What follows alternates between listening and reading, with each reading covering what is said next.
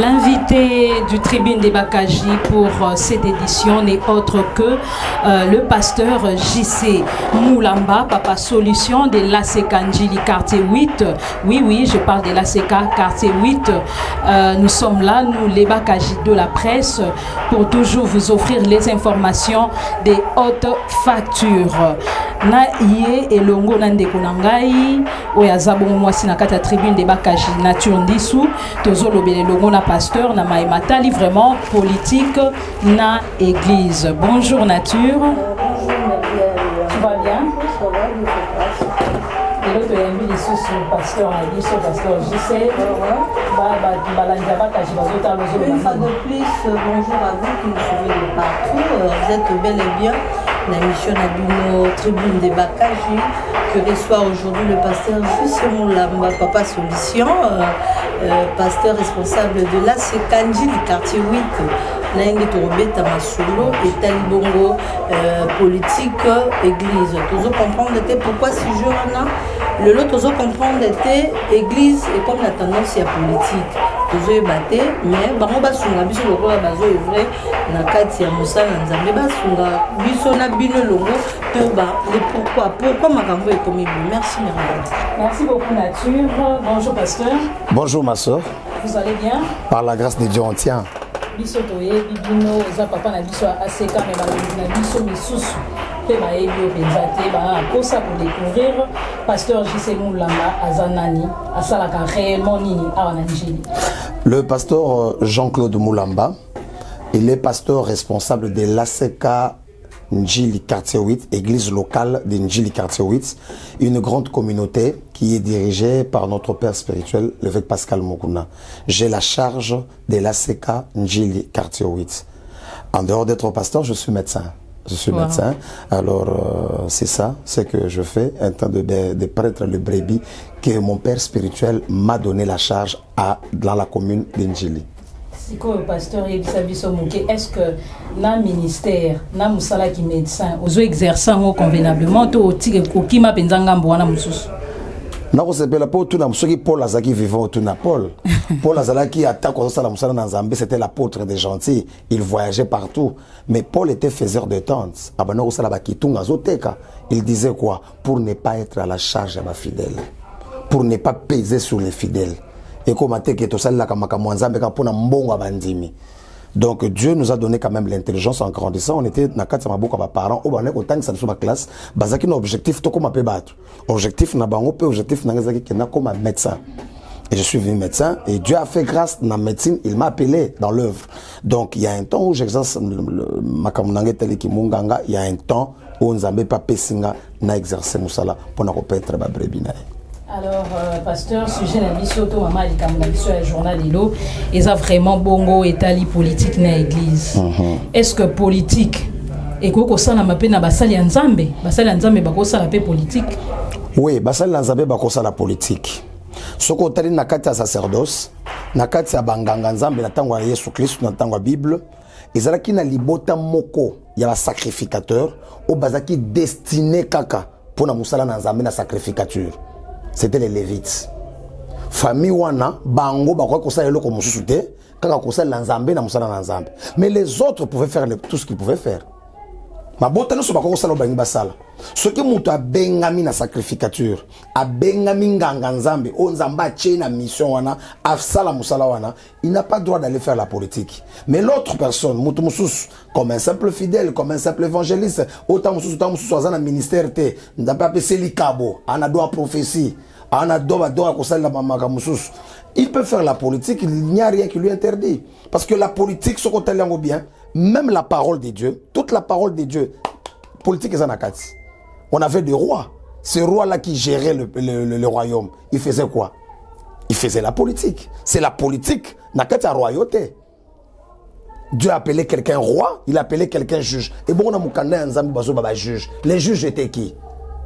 Ce sont des gens que Dieu a appelés, a établis, mais pour administrer tout un royaume. Mboka moko pour na kocha administration ko bongisa makambo tali mboka wana. Ndozo mona bazo kele ba guerre, mutango bazo benga prophète, mutango bazo benga roi, mutango bazo benga moyembi, ozaki roi David.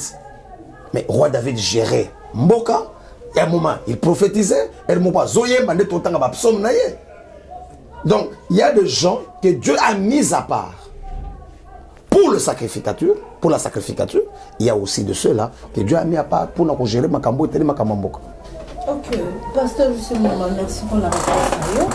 Au-dessus de cette comment, tant il y a dans l'Ancien Testament, roi, juge, qui plus la salle de Zambie, mais qui plus l'intérêt à peuple, comporter message pour la ordre. Na mboka mais toujours dans la lelo façon makambo ezoleka. Allez-y, je vous écoute maman. Façon makambo ezoleka parce que na Nzambe baza plus kokota politique pour na ba intérêt personnel ba memi perdition la peuple de Dieu. Vous montez que aujourd'hui c'est compliqué parce que aujourd'hui l'Ancien Testament là actuellement ils ont leur maman, on doit faire la part des choses dans beaucoup dans autres là. Ces gens-là, quand il administrait Mboka, il amenait la parole de Dieu dans la loi à Mboka. Il montrait qu'est-ce que Dieu veut. Mboka est Mbola. Quand on dit les 10 commandements, c'était pour régir Israël dans Mboka. Israël est Kotambola Nango. Ba loi. Ce côté les lois, préceptes, c'était pour que Batouana, Balakisa Batou. Dieu d'Israël veut que nous marchions comme ça. Dieu d'Israël veut que nous soyons comme ça. C'est ça, c'est que et ça lama nakataba na Nzambe. Alors, lelo soko moni mutu akomi ko sala makambo, akomi ko kota na politique, pour na intérêt na ye, pas pour comme ma batu ba yeba pe Nzambe. Sache bien que on est comme une distraction. Il ne fait plus ce que aux missions Nzamba Pesakiye. Nous devons avoir aujourd'hui des hommes de Dieu dans le Parlement. Pourquoi? Pour défendre aussi les Écritures, les principes en Zambé, les normes Oyo, ils ont tambulaté na kati mboka, la dépravation de mœurs. Comment ces hommes de Dieu là dans le Parlement ils peuvent parler de la parole de Dieu, peuvent leur montrer ce que Dieu aussi veut. Pasteur Amonio Mati Molikolo, prophète Jussi, mais tous ont normalé, mais tout qui est malé, mais tout le monde parlement nous aujourd'hui là. Il y a busso à RDC biozo exemple, il y a parlement sud-africain, puis européen, bien. Je parle d'un homme de Dieu, je parle en tant qu'homme de Dieu, pas de la RDC. Moutsali Nanzambe, Yamukili Mobimba.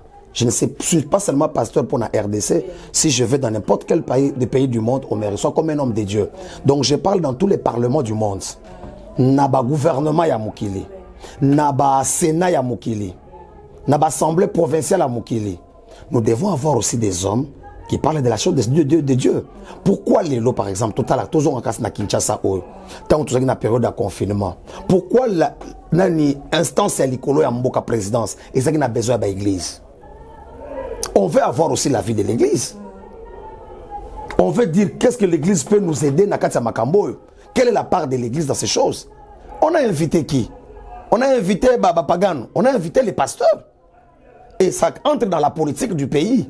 Donc c'est-à-dire qu'un pays ne peut pas marcher sans Dieu. Un pays ne peut pas être dirigé sans aussi l'église. Vous allez voir dans le monde entier, tous les églises catholiques, ça partout. Azo peut s'en avoir une injonction à Nakati. Tout le monde qui, par exemple, dans la période où les campagne électorale, qui avait le monopole à Makambo, c'était la Cinco. La Cinco, c'est l'église catholique. Mais pourquoi on a besoin d'eux? C'est-à-dire qu'on n'a pas besoin d'eux, mais on a besoin de Dieu. Même instruction, on est à Cinco et autres, pasteur, il y a aussi créé des instructions en bon avec des autres, parce que 50 000 sabatou, banda qui nous marcher, peuple de Dieu, bazo koufa. Faisons la part des choses, madame. Oui. Nous parlons de la chose de Dieu, nous ne parlons pas de la chose des hommes. Oui. Si un homme de Dieu va pour ses propres intérêts, ça c'est la distraction. Ça c'est jouer de Dieu. Nzamba pesa kamutu mission pour représenter Nzambé. Ce qui est là, ce n'est pas parce que Bakei n'a intérêt en Zambé. Bakei ko sala pour na église te. Les lots, loi ni les autres régir biso pour na église. Par ni l'église et autres en mboka oyo. Allez dans d'autres cieux. Vous allez voir que na kata ba budget en mboka. Église peut la part nango ou les pasteurs peuvent se foutama. Pourquoi ba mboka wana bazo pesa ba 10 000 na bango na ba église? C'est parce qu'ils ont compris que ces gens-là respectent leur place. Ils ne sont pas partis pour leur propre ventre. leurs propres intérêts. Baye ka fungole chaîne, baye kazana ba tubele, baye ka tambola na mituka luxe voyager à bapoto. Non, mais pour l'intérêt de l'église. Et l'église a un apport dans makamba politique.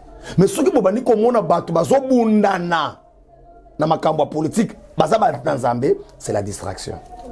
L'église et la politique, tel est le thème autour duquel nous sommes en train de nous apaisantir avec Papa Solution, le pasteur Jean-Claude Moulumba, Ouazaboro Mokambia, ACK Njili, quartier 8, Toza Abiso Batia Makasi, Ngai Muriel et Longona Nature Ndissou, Tozo Lobela Matali, église na politique. Alors, pasteur Moulamba, oui, maman.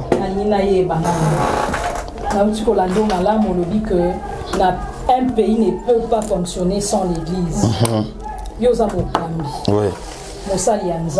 Tout à fait. Vraiment à la lumière de la parole de Dieu. Est-ce que l'église ezosala musala na ngolo lenge sengeli ko sala na mboka na biso ko landisama pasi o bana mboka bazomona ba mususu ba lobi kutu ba téléspectateurs na biso ba bitin il faut l'église et kanga makutu. Il faut que l'église to kanga yango. Pour en tout cas trop c'est trop, toujours retrouver même na kati ya église, toujours retrouver monde. Ba pasteur o baza désigné pour na ko kamba même mboka, pour na ko orienter même ba konza mboka, bazo désorienter bango. Maman Muriel, vous allez comprendre une chose. Quand on est homme de Dieu, c'est-à-dire que c'est Dieu qui vous a établi. N'oubliez pas, dans la Bible ici, dans le livre de Matthieu, la Bible dit ceci. Il y a des sacrificateurs, ou bien il y a des eunuques. O ba micha bango moko, o nzambacha, o pe batu bacha. Quand on est appelé à servir Dieu, on est appelé pasteur, c'est quelqu'un qui est mis à part. C'est quelqu'un qui a reçu l'onction de Dieu pour effectuer l'œuvre que Dieu t'a donnée. Parce que tu auras à rendre compte. Il y a des brebis au Zamba Pessio.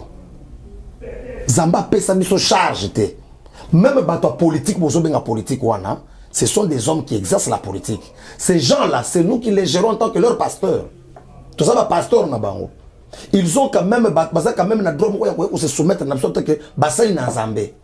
Ce qui s'y koyongai, mutu esengeli na la kisabango makamu na Zambé. Na komi koduka oya bango. Wapi valeur à l'église. Or, la Bible dit que nous sommes des modèles. Nous devons essayer bango bayande panabiso. C'est à eux de venir à nous. Ce n'est pas à nous d'aller vers eux. Parce qu'ils doivent voir en nous la lumière, qui doivent les éclairer pour bien diriger le pays. Mais maintenant, si maintenant, tu as bassin dans Zambé, oh bah comme ko bunda na ko welana. Maman Muriel, c'est là où j'ai dit. Maintenant, posons-nous la question, qui les a établis? Paul Nzamba Koutragana Paul Nanzela. Toyebaka Paul Azalaki, Motumoko Mounene, Azaki Akola l'école Mounene à Gamaliel, mais il persécutait l'église. Est-ce que Dieu n'avait pas des gens? Azaki n'a battu, toi continue à battre que l'autre a battu. Pourquoi il faut que nous soyons un persécuteur? Mon bon, père Azo persécuteur dans cette église. Mais quand vous pas azuyer, azuita ya okene ba préparer, ba former. Après tant va former, Zamba lança qui est mal à mon côté. Zamba tika ke na collège à Bampaka ba former ya kola. Neti ngonge betaki. Zamba so banine, ba so biki en pleine prière, l'esprit dit expressement, mettez-moi Paul et Barnabas à part. Est-ce que ces gens-là que nous appelons pasteurs ont été mis à part? Est-ce qu'il faut pas que l'église na bango tout poto sala ndeni po na yoka na mosali ya nzambe mo pe koloba na sur bien information na zo informer au pasteur JC mosali ya nzambe wana lobi que non monsieur Kabila a monié déjà un écran prophétique na ye a bosonga en 2023 on est à orientation ou désorientation spirituelle. La question se posait, est-ce que c'est un homme de Dieu réellement? Est-ce que Dieu l'a appelé réellement? La prophétie de Dieu ne se contredit jamais. Quand Dieu dit, Dieu a parlé. Dieu ne tâtonne jamais. Dieu n'a jamais tâtonné maman Muriel. L'ainsi dit Dieu et l'ainsi dit Dieu. Si Dieu avait dit, tout le monde a dit, oh mutakole ka Shabani, oh mutakole ka Shabani, c'est Shadari Shabani, mutakole ka boy, mais na poisa boy batro so basutuka mutalekeza nani président Félix. So ba prophétie on est kenda wapi? Bible zoloba que un prophète qui dira quelque chose sans que moi l'Éternel je lui ai dit ça, ce prophète sera puni de mort. Punir des morts là, c'est-à-dire quoi, Lélo? C'est-à-dire quoi? C'est pour ça que je dis, punir des morts, c'est-à-dire quoi? Quand la carte est à Koufa, même son ministère n'aura plus d'impact. Kosomba Mitouka, ce n'est pas l'évolution, maman. Le ministère, l'évangile. Sango malam ne tobane ko mona liboso. Ngala bande ko kola. Nazo kola nazo ya nazo kuta na palais du peuple. Ba osala ba prière pour la nation. Ba to baso tonda. Nazo mona ba stade des martyrs na ba expatriés na ba congolais ya biso ba papa na biso baza lelo. Ba oton sa ba martyr, ba oton sa tata Raphaël. Évangile na sango malam na kati mboka. Balingi ba teka mboka na ba biloko mususu ba prière à pambe changer makambo. Aujourd'hui où sont ces gens là aujourd'hui? C'est ce qu'on appelle la mort. Où est cette force de l'évangile qui bouleversait les choses? Autant là, est-ce que tu crois qu'on a la science occulte et tu as la banderole likolo? Le lot comme on appelle dans une campagne à bateau science, bateau campagne à science. Pourquoi cette force là n'est plus, elle est déjà morte, elle n'existe plus. Les noms sont là. Ba Saül n'est pas ça, mais Zamba s'est retiré en Golu. À ça zone mafuta, à ça tchana mouton David. Mais bazo régner, ils peuvent régner. Mais Saül est là. Hérode a tué beaucoup des enfants. Pourquoi? Parce que dans son royaume, il y avait déjà un roi qui était né. Qu'on ne vous trompe pas, maman Nangaï. Qu'on soit mitouka, qu'on a chaîne à la télévision, ce n'est rien. Dieu bénit toujours. Nana Baxelo, comment pasteur Bolobi bien à l'andio, pesant à bouquet bignon. Mais, saut totali na parlement. Tout le monde peut passer à l'ensemble basé belé na kato. Tout est collant de ma prière et salama qui est belé même pour n'amboka. Mais awa tozomona souffrance ya bana mboka ezoko s'accroître. Ba ebisi biso ba bibino ba tuboto ekuta na musala ya Nzambe. Papa solution botuna ya biso na likambo. Eloko nini penza bino basali ya Nzambe bokoki lisusu ko sala lelo pona ko combattre crise o to pe pasi oyo. Pona ko longola vraiment eloko yezo mema milinga même tina kati ya politique. Maman Myriel, dire qu'aujourd'hui nous avons des hommes de Dieu dans le parlement. Aujourd'hui, tu es un président chrétien. Mais pourquoi les choses continuent à vivre comme ça? C'est vrai, maman Myriel. Tu peux être chrétienne, maman Dissou. Mais si tu as un enfant sorcier dans la maison, tu ne vois pas que combat, mais c'est vrai que tu as un parlement. Mais tu as un parlement. Tu as la même vision que tu as. Est-ce que les majoritaire dans le parlement? C'est ainsi que nous devons combattre. Nous devons toujours continuer à prier. La victoire appartient à l'Éternel. Tout ce que nous voyons, ce sont des illusions. Les gens, quand ils donnent des prophéties qui ne se réalisent pas, comprennent seulement que Nzambe Moutatindi Bangote Bamitié ou encore cupidité, posa mbongo, Moutassa Sili, Moutassa ne lokote à transmettre. À comment nous cadena ko djembe la bacha yata place mo kwali apembo mbongo na mukilio. Mbongo komika mbongo intérêt. Parce que ceux qui battent défendre Christ, négatif exemple il y a Michel dans la Bible. Roi Zokende Kobunda, Josaphat a tourné, est-ce que tu peux consulter un Zambété? Albi a bien ba prophète ne ba 450 prophètes de Baal maman Myriel. Ba prophète to kende to longa, mboke kozwa, to kozwa indépendance, mboke ko bonga, to sala boy, to sala nyos. Prophète a tourné albi oh, mais muninga na tourné, est-ce que ba ngono so ba ba langage moko. Tout ça sur mutu musuta ko prophétie. Babi albi za moko aza. Malo ba rien de bon pour moi. Bon bengena ni Michel. Michel a dit oui, bon kene boko longa mais roi yo na so mona boy. Abi nebisa kyoni. Bo chelanga ye kuna team ko na ko yana ko tala makamune. Abi roi soki okei ozongi. Lobanza malobi na munoko ngate. Ce sont les gens que nous cherchons. Bien que la majorité a batumami baza bazobundisa, mais nous cherchons des gens qui peuvent amener le pays dans le développement. OK, merci pasteur justement nous tout cameraman a vu ça bêti maboko donc convaincre et c'est que moi on va vous dire on est content on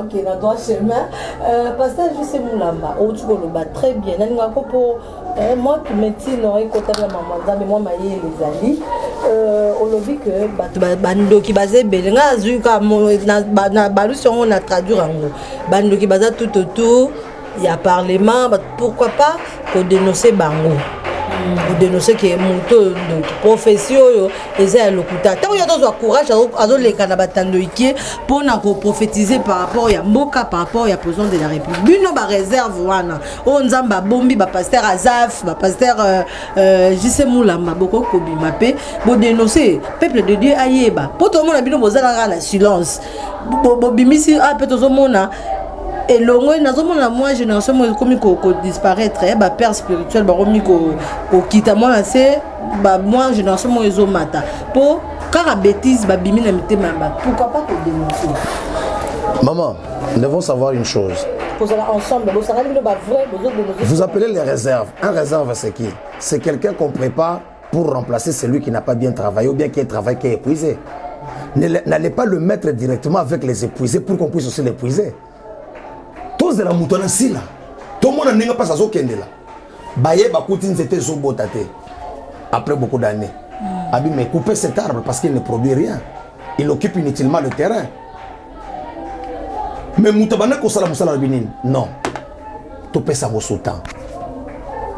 Abi to kuti ba loni blé mais ba yokuta ivré et boti. O to piko la ivré. Abi non, so ko piko li ivré na blé pe ko sala nini e ko longo. To tika ngo sumi ba le ko na ngonge ko ki to ko longo la blé to ko chape ivré pembeni. OK, il y a des gens maman na batu na Nzambe, o to so benga batu na Nzambe, ngonge zoya. Nzambe ba kosa kaite. Nzambe basakana kana ete Nzamba kotikala Nzambe Nzamba change kate soki Nzamba lobi A et kotikala A. Ce n'est pas le corps le baki A na 2011 na 2020 akomi na B. Non, Dieu exécutera ce qu'il a dit. Biloko nous sommes na baitano muke soit disant na Nzambe bazolo ba wana soit disant prophétie. Et yo la connaissance de la parole. Ce qui nous tue c'est la parole de Dieu. Ce qui muto ebi loba na Nzambe il comprendra que oyo azali politicien libomo azali politicien mi batsami alati poso ya musali na Nzambe.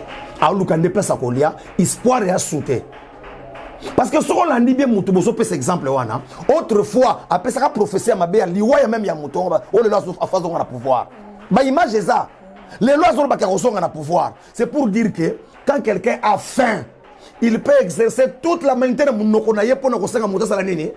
Souviens-toi du corbeau et le il a tout fait pour avoir quoi? Le fromage. Vraiment.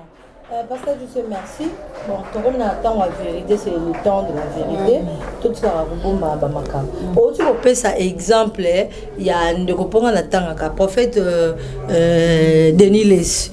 Aloba qui est président de la République, bazomona bazotirer les poisons zokoufa. A moni susu président Yakala azozonga na pouvoir.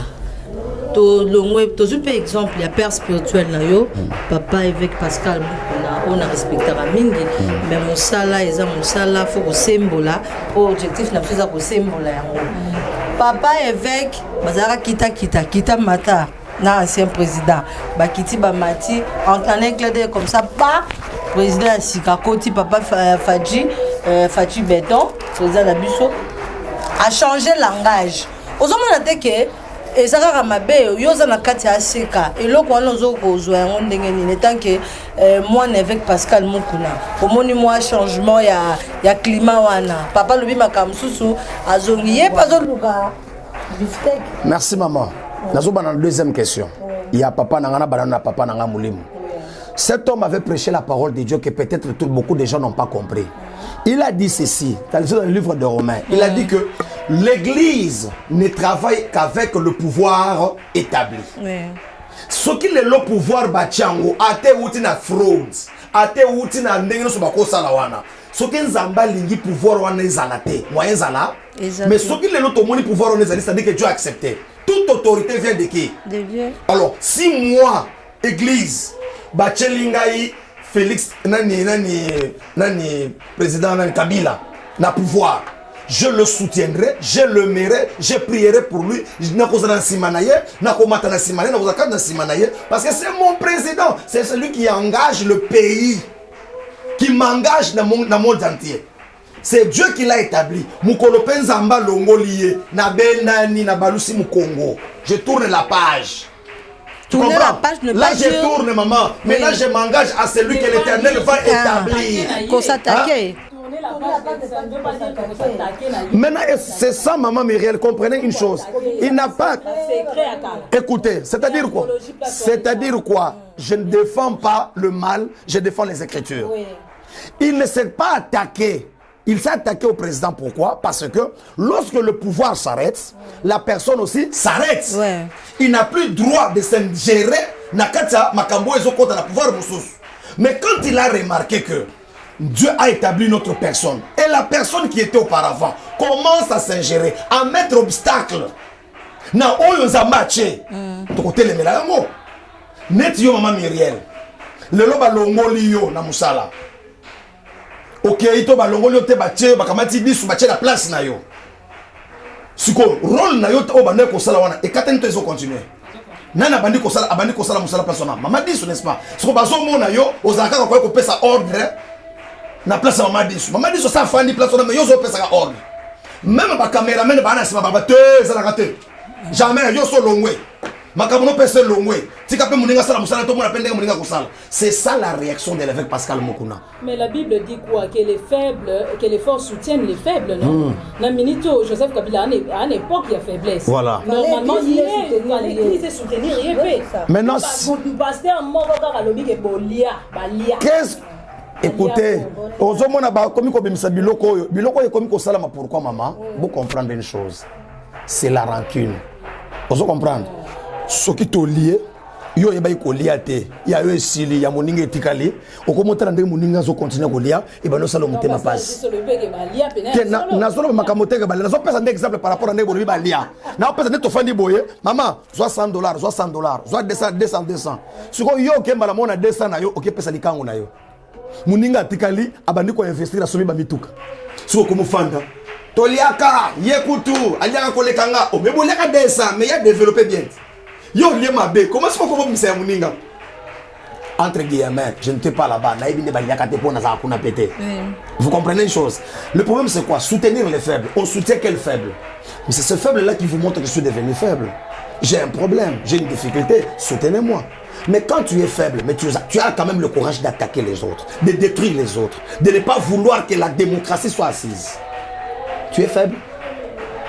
Quand quelqu'un veut dire la vérité, vous l'éliminez, tu es faible.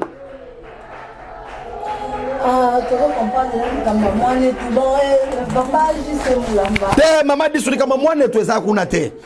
Wana songi ozo sala mwana tuweza te.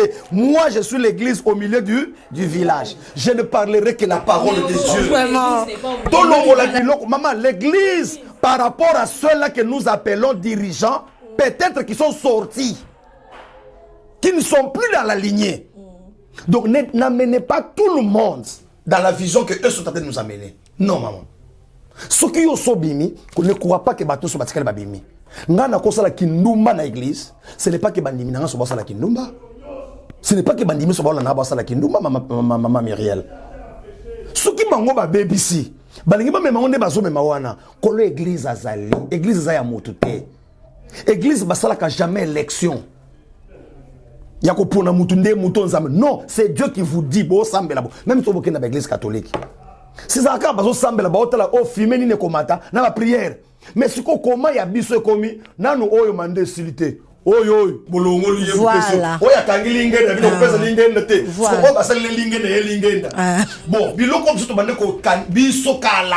Bana nike bazo sa soke. Bilambo eza bilamba masumu. Ba robo eza bilamba ba incantation. Ne banza komba wana biso to komi ko lata lelo. Vous voyez pas que maintenant qu'il y a l'erreur dans le biso. Bible dit que quand on n'a pas la connaissance, qu'on se taise, l'Esprit de Dieu nous éclairera plus tard. Un de ces 4 matins, pape abimi na église de réveil. Pape abimi na église de réveil. Et l'eau est tirée d'Yangwana. Mets ton finger qui bango. Yango moni bazo pesa no sous-poids. Mais ce n'est pas que le col bango ba babysi. Ngambe mulamba na ko babysa. Jamais. OK, pasteur, je sais pas maintenant que pour la monio yi mabe. Te yondo babysi. Te malembe, OK malembe. Non ça comme ça. OK maman. Te sanga na no rôle l'église. Poto ye ba le bande ko ba wala na biso. To tsango na mo. Quand on parle d'abord de l'église maman Myriel, c'est-à-dire sortir hors d'eux. Il y avait un système. Zamba tel que système au moyen babika. Je dois faire mon église dans laquelle les portes de séjour des morts ne prévaudront point contre elle. Je les bâtirai. Il a dit ça. À Longo, l'Ibiso dans le système, à Tchebiso mis à part. Comme ça, à Tchebiso dans Ngomba pour que Batunyo soit baota la biso to éclairer bango. L'église a le rôle d'éclairer le monde. L'église a le rôle d'amener le salut dans le monde. Mais non, lorsque maintenant, celui qui a le rôle d'enseigner, celui qui a le rôle de changer, est en train d'être changé, est-ce qu'on peut l'appeler encore l'église? C'est ça. Est-ce que l'église a fait? Il y a certaines personnes qui ont changé le rôle de l'église au profit de leur gain. Entre autres. Bah, Judas Iscariote. Mais bazaki na mission. Oh, maman, tika na tangati. Tika na tangati. C'est bon. Natanga kombo. Judas Iscariote eza kombo to zakomote. Judas Iscariote eza komote. Eza komote. Azalaki na mission, aller faire de toutes les nations mes disciples. En tant qu'église. Mais c'est quand Judas akei ko coopérer na ba sacrificateur. Bo pesa nga kanyana. Judas awa ezali ba oyo bazokamba. Mais bazolinga suko tala intérêt ya église te ba otala mabungu na bango ngana yebi makamora te bino ne boye ba journaliste ne boyebi maman je vous dis tout trop bu biso vraiment doana tout ça ka juste ça kaka maboko pembe les bakaji maboko pembe pasteur JC comment on a vraiment makambo ezo leka na kati église des réveils maman est thème na biso ya émission l'église et la politique. OK. Tout le monde makambo salemi entre pasteur Kankenza na pasteur Soni Kafuta. Est-ce que pasteur Kankenza poignardé ndekone Soni Kafuta na Mukongote? Comment on a été à ça qui mandat plus de 20 ans il y a Sili Muninga mandé Sili te mbala moko ale. Kuna baba ndeko madame Dodo Kambane bonga. Croyez kuna beto moni nani ndeko Soni Kafuta papa na biso akomi ko sala organisation na ye lelo pe ko makambo tribunal to ebate. Maman, je vais vous dire une chose. Au moins, muto azwa te na vie, muto a réussi ça te. Akolinga jamais mona muto ena simana osala nini a réussir. Bino bosala institution na bino. Bosala plateforme na bino. Soki ezaki pende loko église. Engo ke na ndenga nzambe. Muto ko bonisa ngo azate. Surtout comme ko bonisa na, ce n'est plus l'église, c'est une plateforme. Ce qu'on a plateforme no bo chaka ba principe que muto ko réunir on a 7 ans après ce combien de fois renouvelable. OK? Ce que yo so silisi mandat na yo. Moninga koti na mandat na ye. Ezako ko la ndenge fachaza na mandat na yebo. Une fois que na ngoti na 2020, ce que bino kaka na 2020 awa bolo bakala longwa parce que azo simbate. Est-ce que la tête fonctionne? Muto so sala.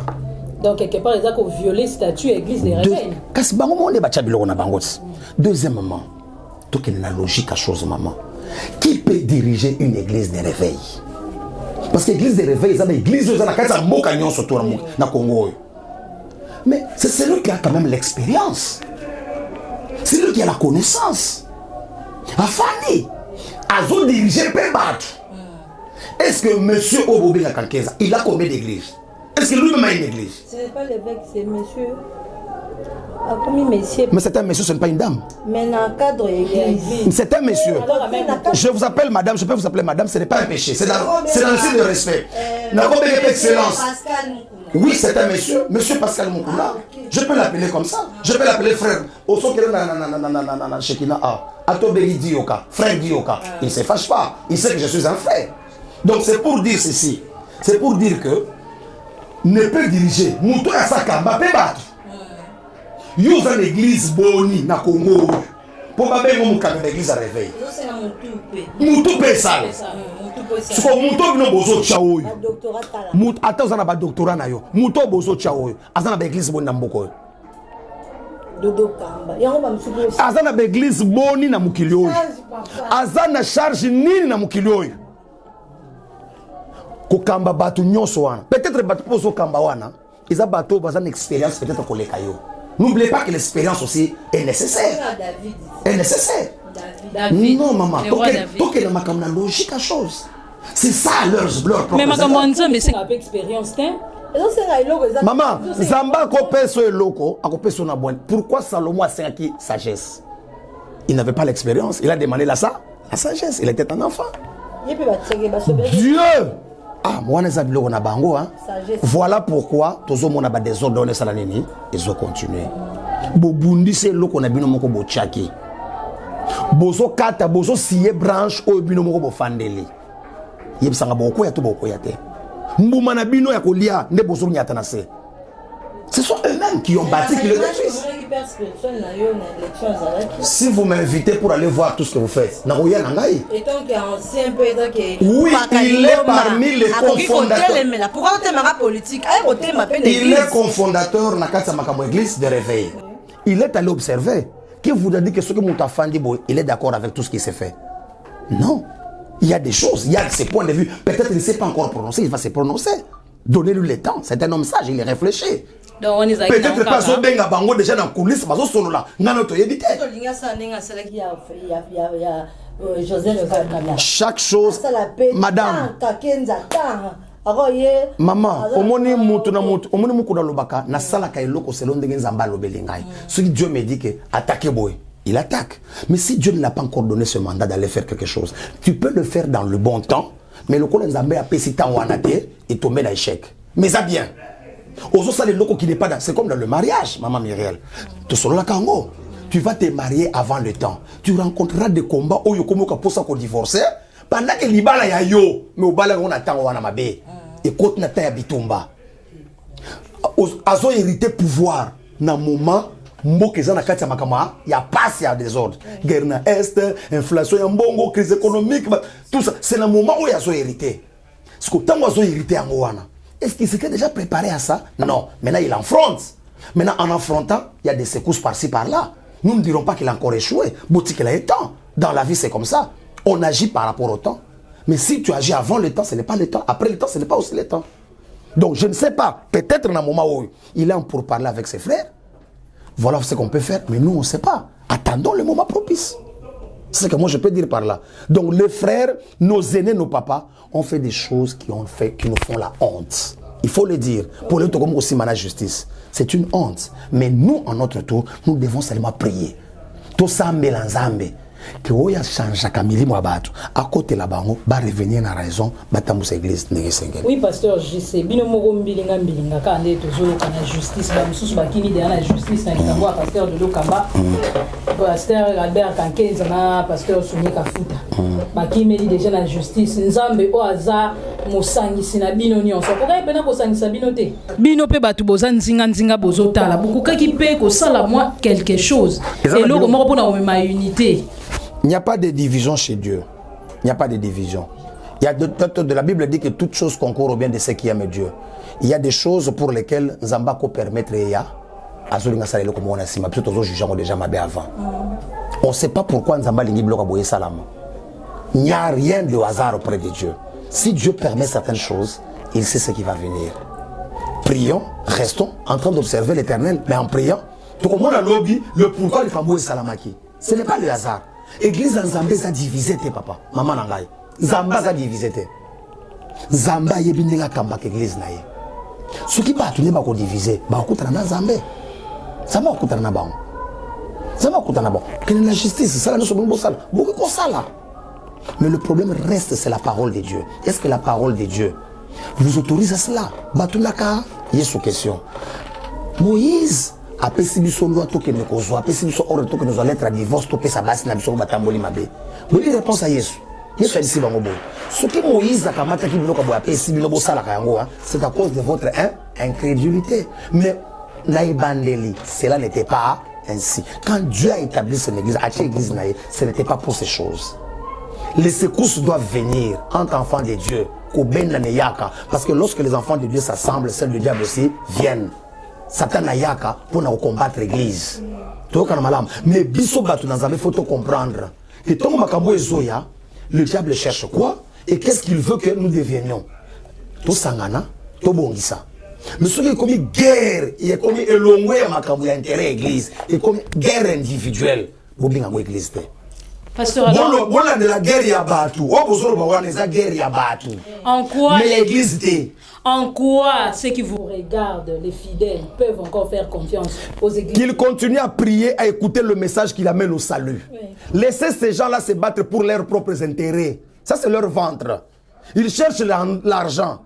Le coup, la mbongo fait bimana saigner zébélé. Bazana charge à koluka mutu face à la présidence Séni. Alors mutu la personne comme la présidence à Séni. Faut qui pepe bangoti. Nga biso de toche wana. Parce que biso faut ça la nini. Tant bazo lia wana biso bandim biso ba pasteur so tolia kango. Isuka na niveau na bango n'est-ce pas. Donc eza biloko na bango. Bolo barake la guerre de Kankenza, de Dodo, de Sony Kafuta, tout ça, parlez de ça. Mais ne parlez pas de la guerre de l'église de réveil. L'église de réveil n'est pas en guerre. Okay. L'église est un et indivisible. Ok, l'église de réveil n'est pas en guerre, vous comprenez. Papa, comme nous parlons de l'église, tous la façade, tous la confession, tous les églises, il y a des yeux qui éclairent le pays. lobby n'a aucune information pour tout qui nous affirme à la source aussi, ils ont confirmé. L'évêque Fédoné Ambongo, Fédoné Ambongo a lobby que enseignant surtout l'église catholique. Voilà, botano makambo bongo église. Bon, on a posé bongo la bateau, la chômage, bon, pesa bon baza na vie ya malam. Bateau baza ba engagé, baza dans ba matricule à l'état depuis kala. Yo longo la bango pona intérêt, ya confession na yo. Vous trouvez ça voyons comment? Ça dans deux facettes. Oui. Dans le premier facette, l'église catholique se développe. Pourquoi? Parce que ils respectent leurs propres mesures, leurs propres engagements. Matteo ezopesama na Vatican, na minito, na monde entier ezopesama pe na minoko différent mais quand le même Matteo. Moto côté le melango ate to benga ngote ke baza ba égocentrique, baza ba nani ba tribal. Non. Donc ce que le pape a dit na Vatican à 0 heure. Na minute dans le monde entier dans toutes les églises catholiques ils ont se pratiqué. Bango moko ba pesi loko na bango poids, nde eloko na bango pesi nani valeur. Ce sont des écoles conventionnées catholiques. Bango moko ba linge loko na bango ezala ndengwana. Total bango nde baso kene nango. Deuxième facette. To comme on a cadre de tribalisme pourquoi? La conteste ya mboka na biso. Oui. Nous sommes dans un pays qui cherche à se développer. Oui. Nous voulons le développement. Nous voulons maintenant associer tout le monde pour tout qu'il n'a bango. Tout matsamboka, chômage, c'est la ndongo toloba. Il pouvait quand même avoir ce cœur-là pour dire pour le développement, pour l'esprit. Il y a chef de l'État n'enga lingi mboka na se développer. Tout le monde a makamako kabola oyo. Tout ça na nini? Batuno soba kota, mais batambola na ba principe na biso. Moi j'ai étudié à l'université Simon Kimbangu. Je ne suis pas kimbanguiste, mais chaque lundi, on avait ce qu'on appelle le culte kimbanguiste. Oui. Lundi, nous sommes obligés d'y rester. Ce qu'on a comme kimbanguiste, c'était, mais du moins, nous avons connaissance, il y a makawa kimbanguisme. Tu veux apprendre. Quand on est si quand on a nzima, maintenant, ce qui nous na problème ya mboka na biso, c'est un problème là qui est devenu politique. Cette division là na kati ya makambo ya bato. Division wana siko bato ba sala wana parce que intérêt bazo monake. O église réveil lingezwa, o église protestante lingezwa, o église catholique lingezwa. Maintenant chacun cherche à avoir de son côté. Pour na yemoko mezo. C'est ça. Mais si on pouvait s'asseoir, quota l'intérêt et développement en Mboka, de tels langages n'allaient pas se faire sortir. Parce que ce pays cherche à se développer. Pourquoi maintenant minimiser? Maintenant, s'il y a plusieurs pasteurs, plusieurs enseignants qui ne sont pas catholiques, mais qui chôment, qui ont les bagages, qui peuvent bien enseigner, mais qui chôment, pourquoi engager pas catholique? Donc c'est ça là où je dis que si on a l'amour de la patrie, on ne doit pas avoir un tel langage.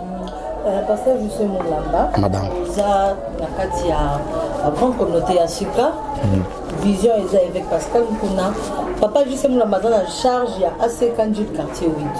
Pour la démarche, il y a des prophètes, pour la il y a vision. Selon la vision de la grande communauté, parce que je marche dans la vision de la communauté Sika, mais chaque pasteur a ce que l'Éternel lui a dit. Je vais développer l'œuvre de l'ACK quartier 8 dans la marche, dans la ligne de conduite de l'ACK. Mais, quand on a pesinga, na ko manaba campagne à Libanda, na ko sala makamuso ko ezo développer ACK. L'essentiel à ce que ça la nini est mat.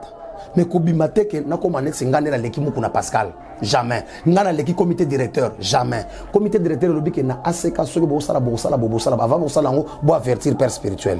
Je vais l'avertir papa, na sa campagne na martyr. Ok, objectif faisant une action objectif. Il me bénit, je pars le faire. Parce que je vais lui dire que Dieu m'a dit ça. Alors comme Dieu t'a dit, il va le faire.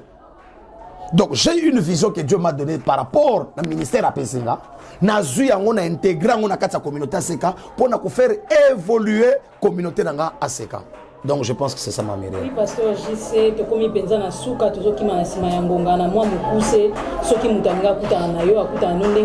et puis mon message. On a comme mot de clôture. Maman Myriel, en tout cas, je dois vous remercier. Merci. Et ça, débat moko et ça la mana 30 minutes. Et ça, makambo photo lobelango pina na muzindo. Vraiment. Peu beaucoup de na basal na Zambé. Il y a des hommes de Dieu qui ont des choses à vous dire par rapport à ce que nous voyons.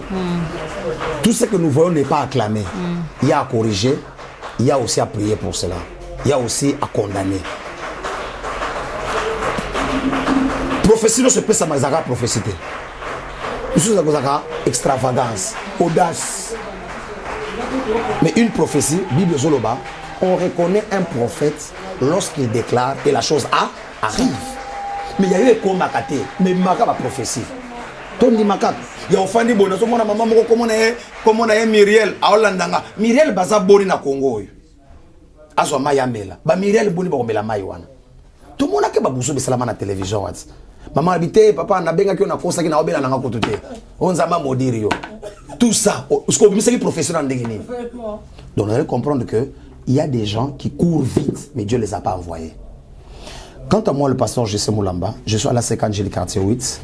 Je reçois le mardi, le mercredi, le jeudi et le vendredi de 12h30 à 15h juste. À 15h30. Du moins, tant que nous sommes sur Basili de Nazoyamba. Tous les jours. Merci beaucoup. Tous les jours. Lundi, ça répond à ma maman.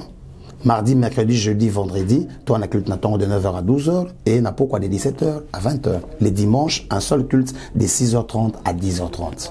Merci beaucoup, Papa JC. Maman Mireille, c'est à moi de vous dire merci. C'est à moi de vous remercier. Toutes les fois, vous avez ta porte, disponibilité, temps ezali, peut-être que ça par rapport à programme pour la communauté. Toi, tu as régi dans le programme de la communauté, tu as régi dans le programme de la biso. Ce qu'il faut tout le temps créer, tout chaper le bagage, toutes les fois que les bagages frapperont à la porte de la SEC Angélique quartier 8, la porte leur grandement ouverte. Merci beaucoup, amen. Voilà. Tout comme déjà la Souka, Balandi à Tribune des Bakaji, c'était bel et bien votre émission Tribune des Bakaji. Moi, votre homme de servante, je n'étais pas toute seule. Nazaraki Bongo, à chaque temps et à chaque jour, moi si à Maïde, moi si à Voigna, nature, Nissou, et le Monaïe Toyamba qui Ponabino, pasteur JC Moulamba, Oyaza Bongo Papa Solution, Mokambi à Église, ACK, quartier 8, Awa, na commune Yanji. Maman Muriel, et qu'on portait confusion à Batebele, qu'on a dit Oyaza Papa Solution. Papa Solution, ça rappelle GCT. Papa Solution, c'est Jésus. C'est Negra Batala Kake. Aïe, un problème, il y a une solution. Le qu'on a besoin de principe, c'est ici tout s'écrit solution. Il y a un problème, il y a une solution. Non, moi, je ne pas pas solution, mais la solution, c'est Jésus-Christ. Merci beaucoup, amen. Donc, la solution, c'est Jésus-Christ au travers de son serviteur, le pasteur JC Moulamba, à quartier 8, Nanjili, donc à Sekanjili. Merci beaucoup de nous avoir suivis, chers internautes. Nanzela ba chaîne TNT, Nanzela internet, vous s'abonnez massivement na ba chaîne Nabiso. Alors un grand merci à nos partenaires, Monsieur Kennedy, na pesi Mbote, ba partenaire nyonso bakaji, na pesi bino Mbote Sika Bozali, Monsieur Dadi Nature américain Congo. Oui, Monsieur Dadi américain Congo. Salut à toi mon ami Mukendi Guilherme Mukendi, pourquoi pas à toi Papi Congolo, Papi Congolo Moné. Et voilà, un grand merci à Finchi Bangou, Trésor Vivi, un grand merci à Dieu, un grand merci également à Cox Lutu là derrière la caméra, Nathan Mwamba, Nathanaël, Soda Makasi, Mobali Mbinga, Nasima caméra, aigle en image, Banamibali, on a pensé aigle en image. Alors nous les Bakaji, nous vous disons au revoir, à la prochaine.